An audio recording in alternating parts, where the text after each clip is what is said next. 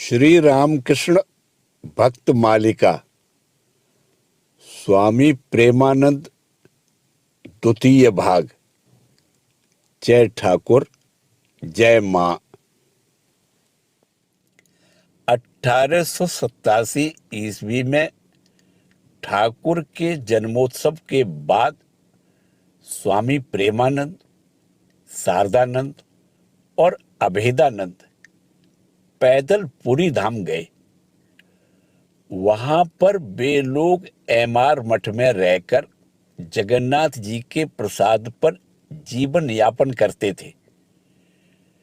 उसी समय स्वामी प्रेमानंद को टाइफाइड हुआ, परंतु गुरु भाइयों की विशेष देखभाल के फलस्वरूप वे शीघ्र ही निरोग हो गए और भुवनेश्वर होते हुए 6 महीने बाद मठ लौट आए।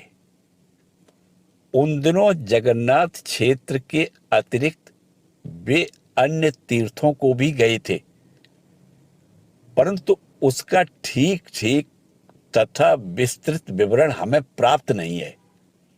जितना उपलब्ध है उससे पता चलता है कि 1890 ईस्वी में किसी समय वे काशी में थे।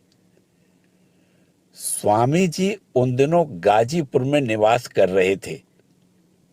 उसी समय स्वामी जी को लौटा लाने के उद्देश्य से प्रेमानंद एक बार गाजीपुर गए थे, परंतु उन्हें निराश होकर अकेले ही लौट आना पड़ा।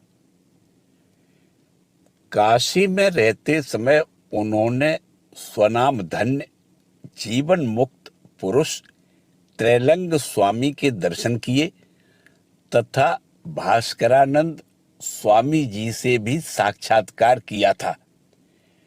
फिर 1895 ईस्वी में उत्तर भारत के तीर्थादि के दर्शन करते हुए वे वृंदावन पहुंचे और वहां काला बाबू के कुंज में कुछ दिन ठहरे। यहाँ पर वे दिन भर अपने ही भाव में तन्मय रहा करते तथा अपराह्न में देव दर्शन को जाते थे। कुछ दिन बाद ब्रह्मचारी काली कृष्ण उनसे आ मिले। तदुपरांत झूला उत्सव के समय वे दोनों भक्तमाल नामक एक वैष्णव साधु के साथ ब्रजमंडल की परिक्रमा को निकले। रास्ता कंटका कीर्ण था, इसलिए भक्तमाल ने पादुका खरीद लेने को कहा, परंतु बाबूराम महाराज ब्रजभूमि में पादुका पहनने के विरोधी थे, अतः नंगे पांव ही चले। इस भ्रमण काल में सामान्यतः भक्तमाल ही उनके लिए भी माधुकरी ला दिया करते थे। कुछ दिन वे राधा रानी के जन्म स्थान बरसाना में रहे। वहां की ब्रज नारियों को प्रेमानंद जी गोपिका ज्ञान से भूमिष्ठ हो प्रणाम किया करते थे। बरसाने में 1.5 महीने तथा अन्य स्थानों में और कुछ दिन बिताकर वे पुनः वृंदावन लौटे। इसके कुछ समय बाद काली कृष्ण बीमार पड़ गए। प्रेमानंद ने उन्हें चिकित्सार्थ इटावा में अपने गुरु भाई हरि प्रसन्न के पास सावधानी पूर्वक भेज दिया और स्वयं भी इटावा में कुछ दिन बिता आए। इसी बीच संवाद मिला कि आचार्य विवेकानंद भारतवर्ष लौट रहे हैं। यद्यपि प्रेमानंद और काली कृष्ण का मन एकाएक तपस्या छोड़कर वृंदावन से चले आने का नहीं था, तथापि स्वदेश लौट रहे स्वामी जी के प्रबलतर आकर्षण के फलस्वरूप 1896 ईस्वी के अंत में वे लोग कलकत्ता की ओर चले। बर्धमान पहुंचकर मात्र भक्त प्रेमानंद का मन माता जी के दर्शन करने को व्याकुल हुआ। अतः दोनों जयराम बाटी आए और वहां लगभग एक पक्ष तक रहे। एक दिन गांव में भ्रमण करते समय एक तालाब में ताजे खिले कमल देखकर प्रेमानंद के मन में उन्हें मां के चरणों में अर्पित करने की अदम्य आकांक्षा हुई और उन्हें लाने के लिए वे स्वयं ही जल में उतर पड़े। क्योंकि साथ के ब्रह्मचारी तैरना नहीं जानते थे, मन की आकांक्षा के अनुरूप कमल संग्रह करके जब वे किनारे पर आए तो दोनों ने विस्मय पूर्वक देखा कि उनके सारे शरीर पर 20-30 जोंकें चिपकी हुई थी। काफी प्रयास के बाद उन्हें छुड़ाया गया। उनका सारा अंग खून से लथपथ हो गया।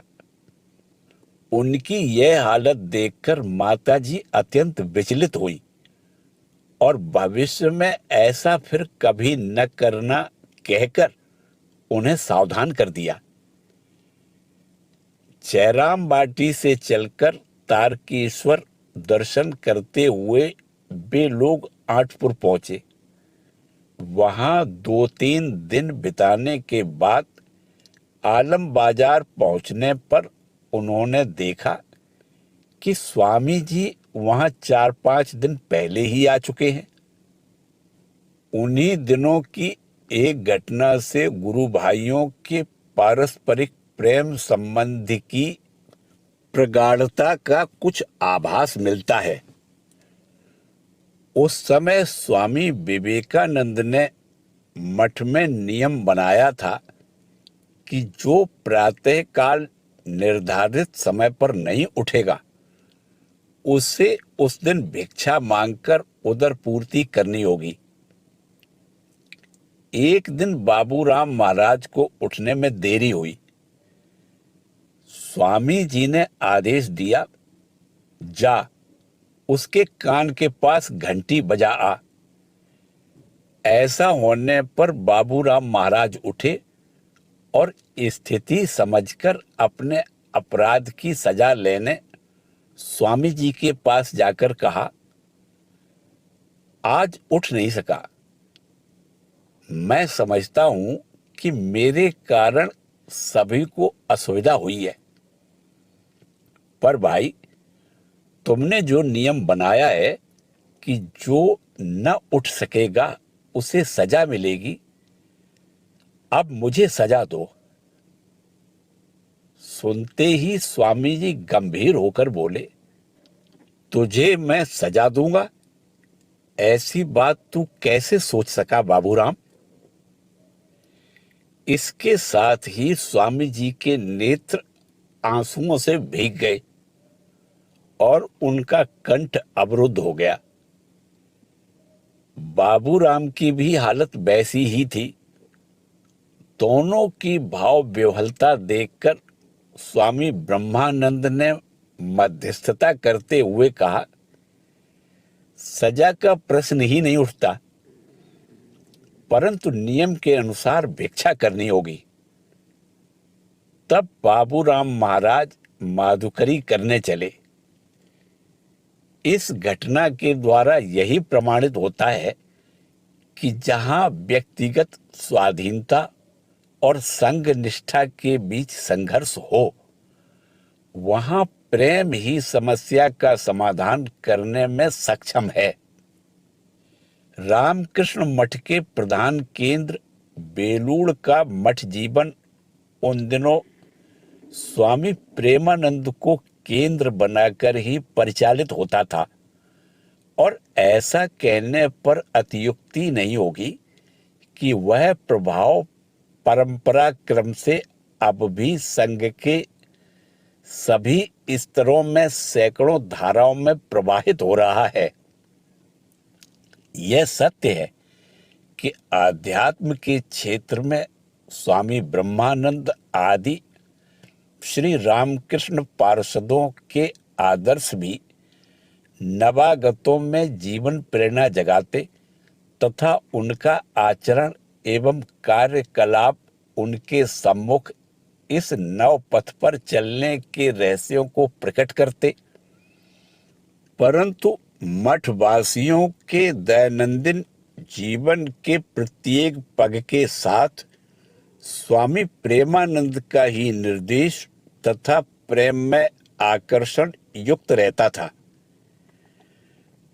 नवागत गण कभी उनके प्रेम से विगलित होकर कर्तव्य पालन में तत्पर होते तो कभी उनका तिरस्कार अपनी इच्छा से चुने इस नव जीवन के उत्तरदायित्व के प्रति उन्हें सचेत करता।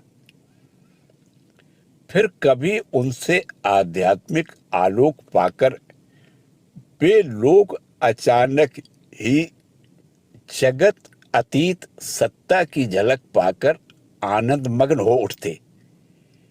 इसका हिसाब कौन रखे कि उनकी कृपा से कितने दुर्जन साधु और कितने पापी तापी धार्मिक हुए हैं तथा कितने माया मुग्ध जीवों को धर्म राज्य में प्रवेश का अधिकार मिला है।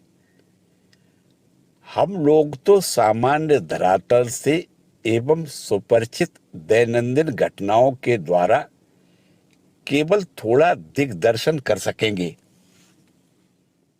बरसात का मौसम श्रावण या भाद्रपद मास रहा होगा।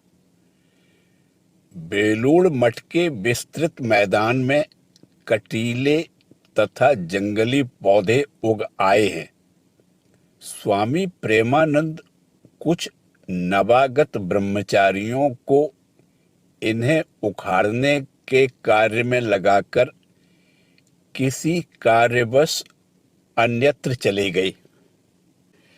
काफी देर बाद लौटने पर उन्होंने देखा कि प्रांगण का पर्याप्त भाग स्वच्छ हो चुका है। इस पर उनके आनंद की सीमा नहीं रही, परंतु निकट जाने पर पता लगा कि उन पौधों को उखाड़ा नहीं गया है, बल्कि छुरी से काटकर मैदान को आसानी से साफ कर लिया गया है। देखते ही उनका सहास्य मुखमंडल गंभीर हो उठा। यह क्या? 2 दिन बाद ही तो ये फिर पनपने लगेंगे। कुछ नाराज से होकर उन्होंने पूछा, छुरी से क्यों काटा? जड़ से उखाड़ना बड़े झंझट का काम है, इसीलिए छुरी से काट दिया। स्वामी प्रेमानंद गंभीरता पूर्वक बोले, झंझट? मैंने तो सोचा था कि तुम लोग ठाकुर का काम आनंद पूर्वक कर रहे हो। यदि यह झंझट मालूम होता तो मैं यह कार्य करने को नहीं कहता। मुझसे पूछे बिना छुरी से काटना बड़ा ही अनुचित है, क्योंकि अब पौधों की जड़ों को उखाड़ना आसान नहीं होगा।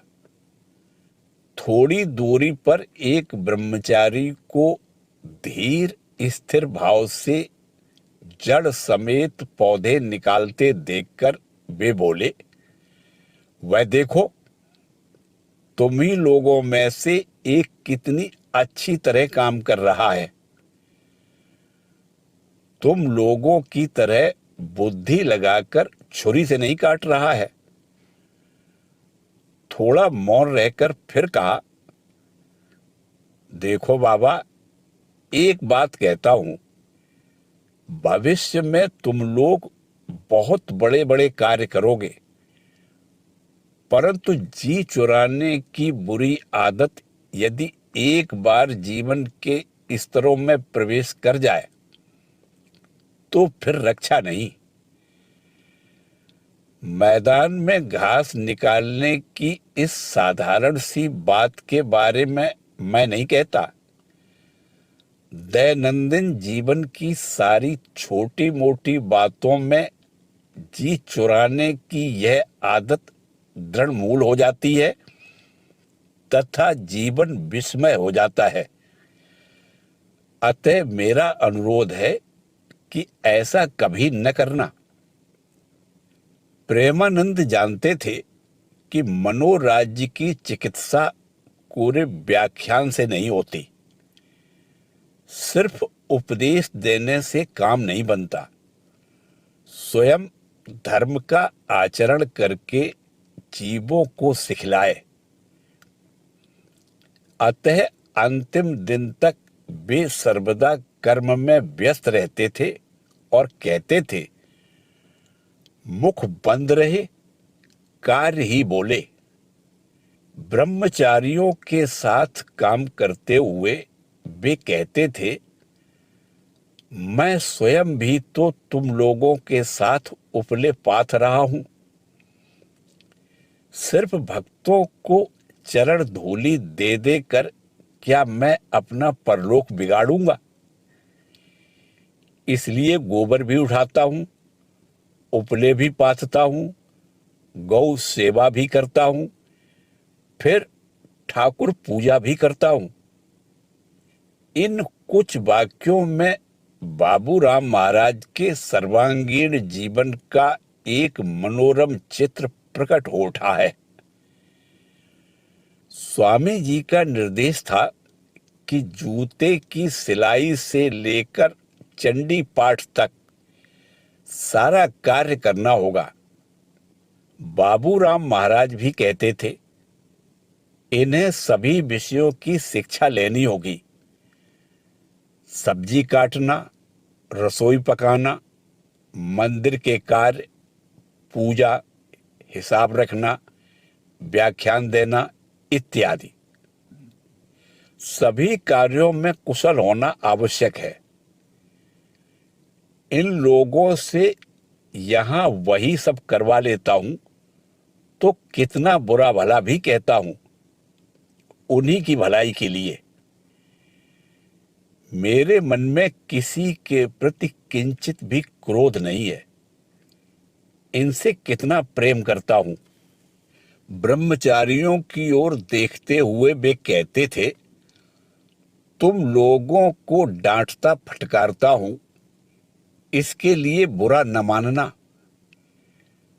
वे लोग बुरा नहीं मानते थे, क्योंकि थोड़े ही दिनों के संग लाभ के फलस्वरूप उन्हें प्रेमानंद की क्षणिक शक्ति के पीछे एक चिर स्नेहपूर्ण हृदय दिखाई देता था और वे समझ जाते थे कि वही उनका वास्तविक स्वरूप है।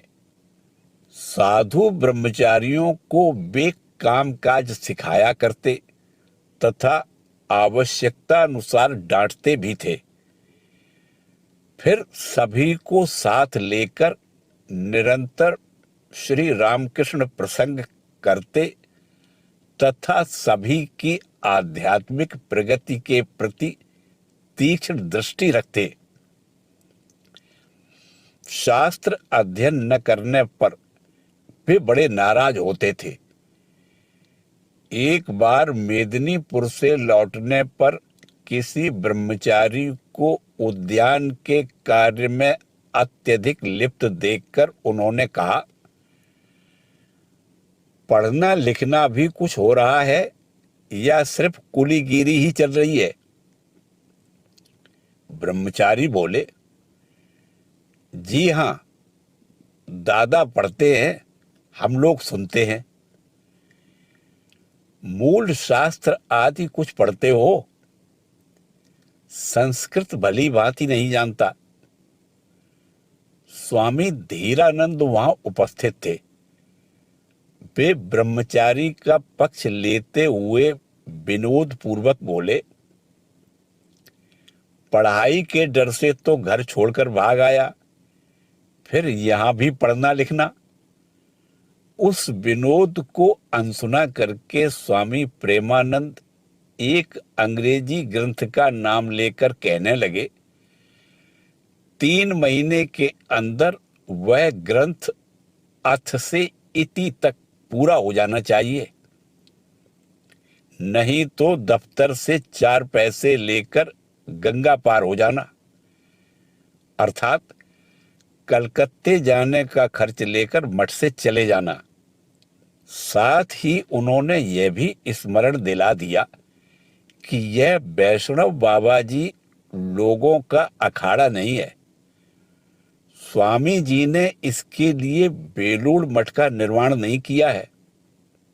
विवेकानंद ध्यान, ज्ञान, भक्ति तथा सेवा के रूप में आध्यात्मिक शक्ति की सर्वांगीण अभिव्यक्ति चाहते थे।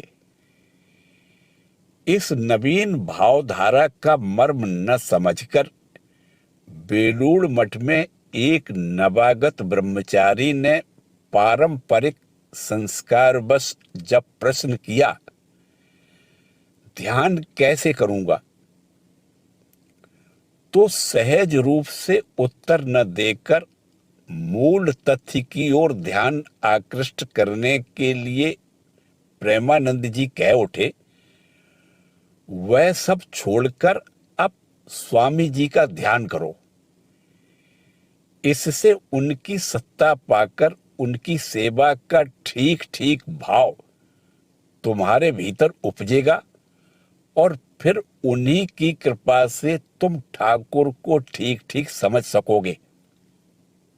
कभी कभी स्वामी प्रेमानंद और ब्रह्मानंद के बीच ब्रह्मचारियों का विषय लेकर जो आमोद प्रमोद होता, उसके माध्यम से नवागत साधकों को इस नवीन पथ की जटिलताओं का भली भांति परिचय प्राप्त हो जाता था।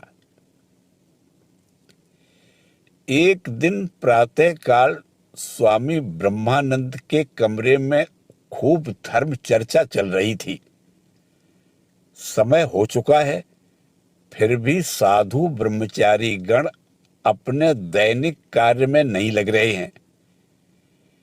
नीचे से प्रेमानंद ने पुकार लगाई, अरे भक्तों, कौन कहाँ हो, नीचे आओ। अभी तक ठाकुर के भोग की व्यवस्था नहीं हुई। महाराज ने तुरंत सभी को नीचे जाने का आदेश देते हुए विनोदपूर्ण ढंग से कहा, जाकर उनसे कहो कि महाराज आप मुक्ति दे दीजिए ना, तब तो फिर साधन भजन का झंझट नहीं रहेगा। आप तो इच्छा मात्र से ही मुक्ति दे सकते हैं। बाबूराम महाराज से यह कहने पर वे बोले, अच्छा, तो फिर तुम लोग समाधि का अभ्यास करो, मुझे कोई आपत्ति नहीं, मैं स्वयं ही सब कुछ कर लूंगा। परंतु समाधि के नाम पर यदि तुम मन के अंदर हाट बाजार लगा बैठोगे तो मैं तुम्हारे कान खींचकर काम में लगाऊंगा। वास्तव में प्रेमानंद जी के साथ जो काम करना था उसे काम नहीं कहा जा सकता। वह साधना का ही एक अन्य रूप था, जिसे गीता में कहा है, स्वकर्मणा तमभ्यर्च्य सिद्धिम विन्दति मानवः। सब्जी काटने बैठकर वे निरंतर धर्म चर्चा करते रहते, चारा काटते समय सबको समझा देते कि ठाकुर का ही काम है। ऐसा ही सभी विषयों में था। पग पग पर सबके मन में यही भाव जागृत रहता था कि संपूर्ण मठ ठाकुर का ही है। वे सशरीर इसमें सर्वत्र विचरण कर रहे हैं। कहीं पर धूल कचरा पड़ा रहने पर उन्हें कष्ट होगा, तथा इससे उनके प्रति अश्रद्धा व्यक्त होगी। उद्यान में खिले पुष्पों को तोड़कर ठाकुर सेवा में न लगाकर निजी सेवा में लगाने पर अपराध होगा, क्योंकि यह उद्यान उन्हीं का है। उद्यान में खिले पुष्प समूह विराट की पूजा में ही तो समर्पित हैं। रसोई ठीक ढंग से न पकाई जाने पर ठाकुर की अवज्ञा होती है। धन का व्यर्थ व्यय होने पर ठाकुर रुष्ट होते हैं, इत्यादि। व्यवस्था तथा शारीरिक परिश्रम के इन समस्त कार्यों के माध्यम से प्रेमानंद का शुद्ध प्रेम प्रकट हुआ करता था। स्वामी तुरीयानंद ने एक बार उन्हें सत्य ही लिखा था, तुम लोगों का जहां कहीं शुभागमन होगा वहीं पर आनंद का स्रोत बहने लगेगा। नित्योत्सवो भवेत् तेषां नित्य श्रीर नित्य मंगलम येषां हृदयस्थो भगवान मंगलायतनो हरि। रात में कोई ब्रह्मचारी मसहरी लगाना भूल गए हैं, प्रेमानंद उनकी मसहरी लगा दे रहे हैं। किसी ने मान किया है, प्रेमानंद दूध की कटोरी लिए उसके पीछे घूम रहे हैं। ऐसी घटनाएं नित्य ही हुआ करती थी। यह सोचकर कि प्रेमाधार प्रेमानंद के सर्वग्रासी प्रेम के पूर्ण प्रवाह में सब कुछ बह न जाए, स्वामी विवेकानंद ने उन्हें सावधान कर दिया था, तू मंत्र दीक्षा मत देना, नहीं तो तेरे और राखाल के चेलों के बीच झगड़ा होगा। बाबूराम महाराज ने इस आदेश का अक्षरशः पालन किया। उनके प्रेम से आकृष्ट असंख्य भक्त आया करते और उनमें से अधिकांश उनसे दीक्षा के लिए प्रार्थना भी करते थे, परंतु वे उन लोगों को सुविधानुसार माता जी के चरणों में अथवा संघ नेता स्वामी ब्रह्मानंद जी के समीप भेज देते थे। परंतु स्वामी जी की यह चेतावनी संभवतः अनावश्यक थी, क्योंकि जगन माता के अदृश्य संकेतानुसार प्रेमानंद की प्रेम धारा विचारहीन भावुकता के निरर्थक आप्लावन से दोनों तटों को बहाकर स्वयं को विलीन तथा विस्तीर्ण तटभूमि को अस्त व्यस्त न करती हुई युग प्रयोजन के अनुकूल निर्दिष्ट पथ पर ही प्रवाहित हो रही थी।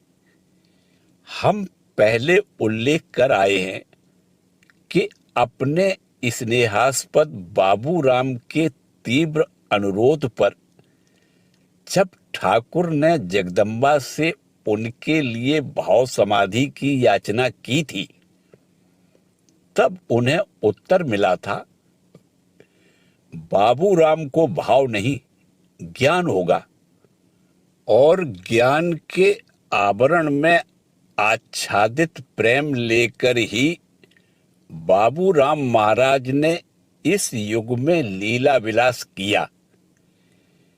यहाँ यह भी स्मरण रखना होगा कि भक्त परिवार में भक्ति का संस्कार लेकर जन्म ग्रहण करने पर भी बचपन से ही व्यायाम आदि करने के फलस्वरूप उनका शरीर सुगठित था तथा उनके संपूर्ण व्यक्तित्व में एक पुरुषोचित दृढ़ता थी। साथ ही उनका संपूर्ण जीवन भी कर्म निष्ठा से पूर्ण था। बेलूड़ मठ में ब्राह्म मुहूर्त में ही सर्वप्रथम उन्हीं की वाणी कर्ण गोचर होकर सबको जगाया करती थी। फिर सारे दिन विविध क्रियाकलाप चला करते थे। पूजा वे अत्यंत भक्ति पूर्वक किया करते थे, परंतु मंदिर में जाते समय अथवा लौटते समय उनके पदक्षेप में मृदुता के स्थान पर निसंकोच दृढ़ भाव ही व्यक्त होता था। युग के सुख दुख से वे अपरिचित नहीं थे और न उसके प्रति उदासीन ही थे। पराधीन शोषित भारतवर्ष में सब ओर अहर्निश जो आर्तनाद उठता था, उससे व्यथित होकर इन महापुरुष के मर्म स्थल से प्रार्थना उठती, हे प्रभो, इस अत्याचार का शीघ्र प्रतिकार करो। यह विदेशियों के प्रति विद्वेष अथवा राजनीतिक अवस्था की प्रतिक्रिया मात्र नहीं है। सर्वभूतों में विराजमान भगवान की सेवा में अर्पित कोमल प्रेमपूर्ण हृदय का मर्मभेदी गुंजार है। एक तरह का प्रेम होता है जो सर्वत्र सक्रिय होकर सर्वभूतों में अधिष्ठित प्रियतम को प्रसन्न करके संतुष्ट होता है, और दूसरे प्रकार का प्रेम है जो निष्क्रिय ध्यान में मग्न रहकर प्रेमास्पद का आलिंगन प्राप्त करने में स्वयं को धन्य मानता है। स्वामी प्रेमानंद का प्रेम प्रथम श्रेणी में आता है।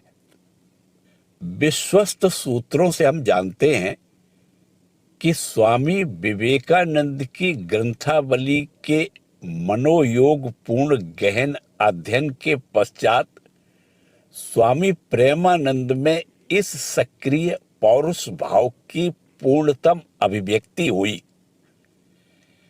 संभवतः 1910 ईस्वी में जब वे काशी धाम में थे, तब मठ की कर्म व्यस्तता से कुछ मुक्त होने से उन्हें स्वामी जी की वाणी का पूर्णतया चिंतन मनन करने का सुयोग मिला था, और इस सुयोग का पूर्ण रूपेण उपयोग करने के फलस्वरूप उनमें एक नवीन प्रेरणा का संचार हुआ था। इसके बाद से उनके प्रत्येक कार्य एवं वचन में इस बात का आभास मिलता है।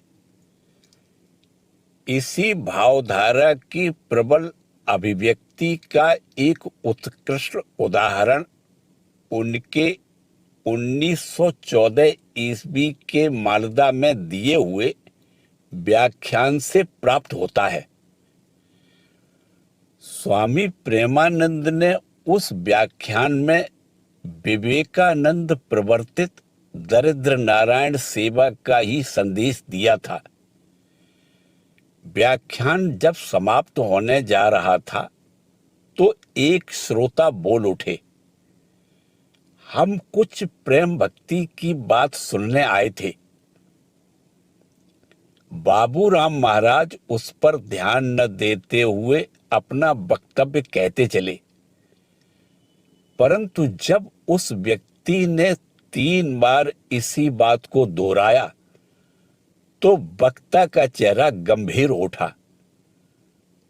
उन्होंने सिंह के समान गरजकर पूछा, कौन सुनेगा और किससे कहूं प्रेम भक्ति की बातें? कौन है यहां पर प्रेम भक्ति की बात सुनने का अधिकारी? इसके पश्चात उन्होंने इस संदर्भ में एक कहानी सुनाई, जिसका आशय इस प्रकार है। एक बार एक फेरी वाला मोहल्ले में घूमते हुए प्रेम बेच रहा था। प्रेम ले लो जी, प्रेम लो जी प्रेम।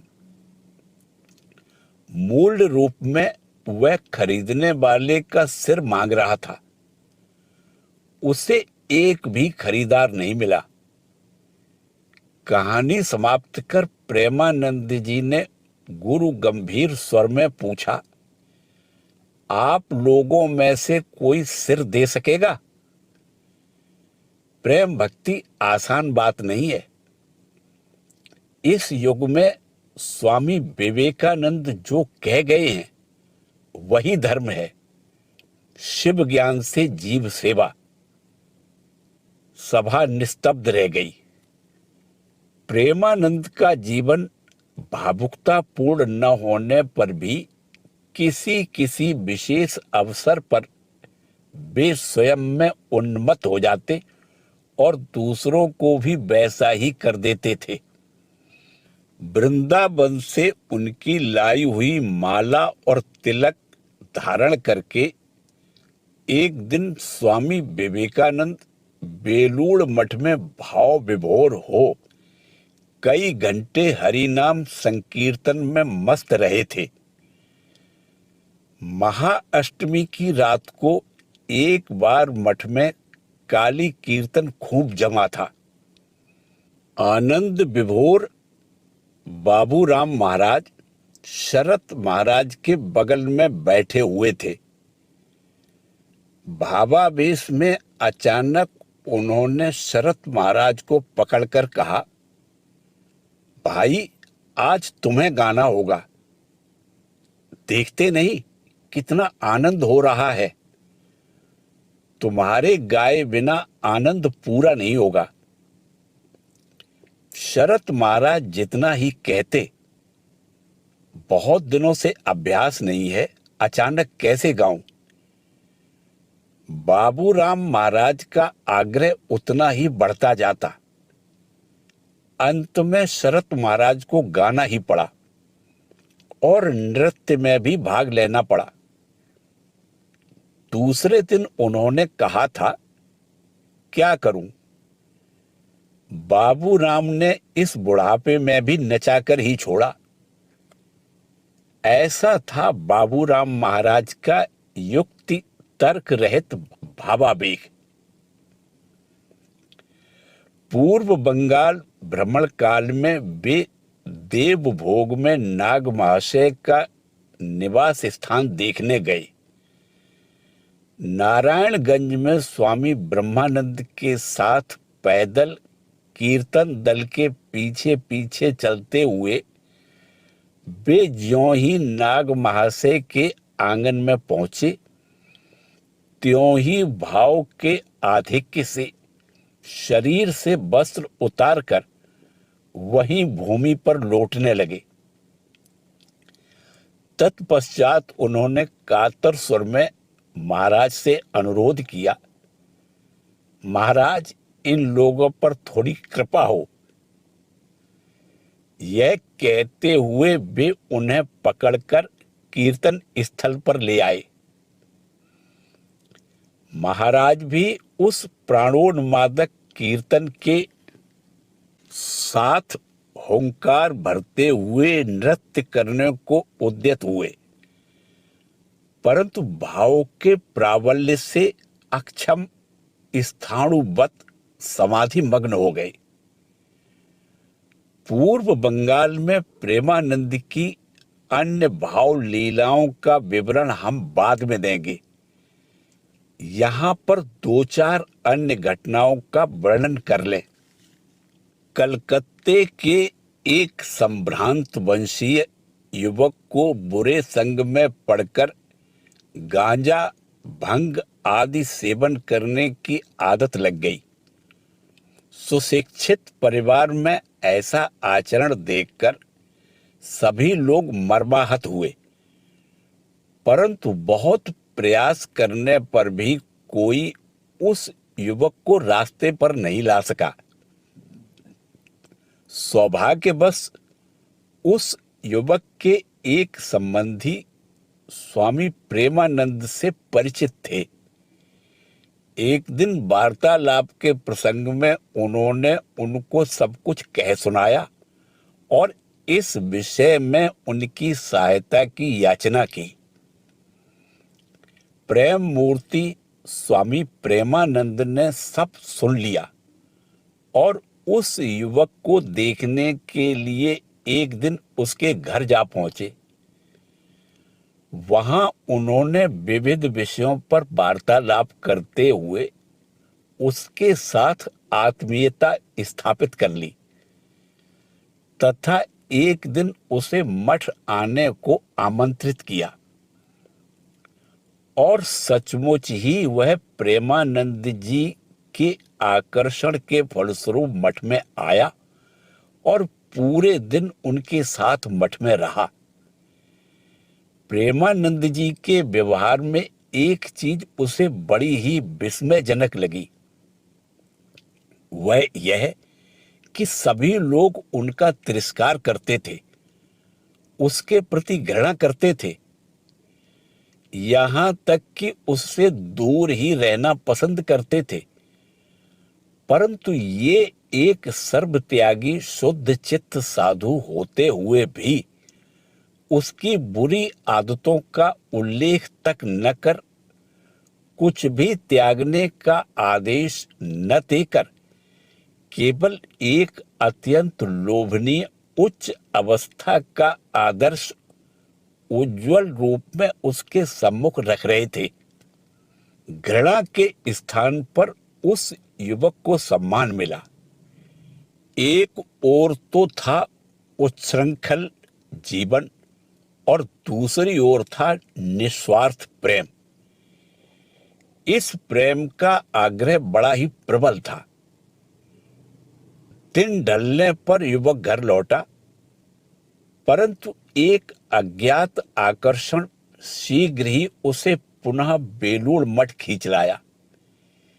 इतना ही नहीं, उसने सारी बुरी आदतें त्याग कर साधु हो जाने की प्रतिज्ञा की और शीघ्र ही उसे कार्यान्वित भी किया। हम पहले कह आए हैं कि कर्तव्य के बोध से प्रेमानंद जी डांट फटकार भी किया करते थे, परंतु ऐसे भी उदाहरण कम नहीं है जब नियंत्रण करने को उन्मुख होकर अचानक ही उनकी दृष्टि बाह्य जगत को छोड़कर आत्म स्वरूप की ओर ही मुड़ जाती और नियंत्रण अपने ही ऊपर उतर आता। एक दिन एक ब्रह्मचारी को फटकारते हुए सहसा उनकी दृष्टि शासक शासित के द्वैत संबंध के परे अद्वैत भूमि की ओर प्रसारित हो गई और वे सभी को सुनाते हुए विस्मय पूर्वक कह उठे, यह भला कैसा प्रेम आनंद है बाबा। साथ ही डांट फटकार के स्थान पर मधुर प्रशांति विराजने लगी। वीडियो देखने के लिए धन्यवाद। जय ठाकुर, जय मां।